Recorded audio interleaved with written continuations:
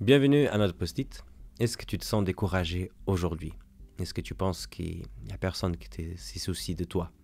Alors, si tu es dans une circonstance comme ça, ou si tu as déjà été par le passé, il faut véritablement écouter ce post-it jusqu'à la fin. Aujourd'hui, on va lire un texte qui se trouve dans l'Ancien Testament, dans le livre de Zacharie, au chapitre 9 et le verset 16. Il nous dit comme ça le texte.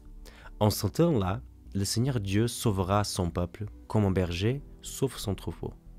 Semblables aux pierres précieuses d'une couronne, ils resplendiront dans le pays.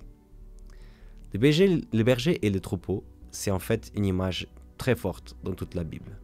Et c'est vrai qu'il y a plusieurs leçons qu'on peut en retirer de cette imagerie. Déjà, la distinction entre berger et troupeau, Dieu et nous, on est fait des matières différentes.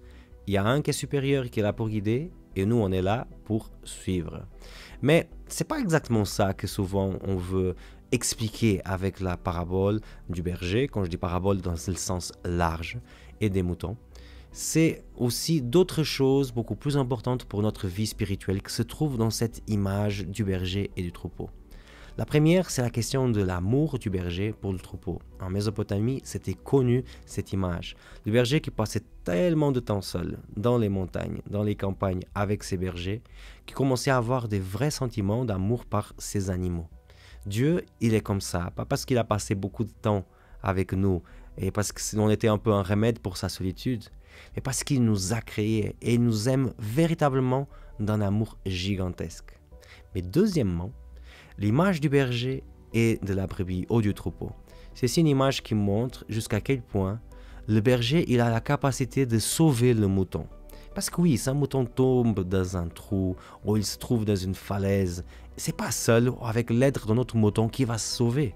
Il a besoin de quelqu'un supérieur à lui qui s'approche et qui puisse l'apporter ce salut. Dieu est là pour beaucoup de choses, mais surtout, il est là pour nous aimer et pour nous sauver. Pas parce qu'il a pitié de nous ou parce qu'il s'est habitué, mais comme le dit le texte, parce qu'on est précieux à ses yeux. Est-ce que tu te sens précieux? Peut-être en cette terre, on te fait sentir que tu n'as pas de valeur, mais en tout cas, sache que selon la Bible, tu es précieux aux yeux de Dieu. Alors, approche-toi de ce Dieu qui t'aime, qui te trouve précieux et qui veut te sauver.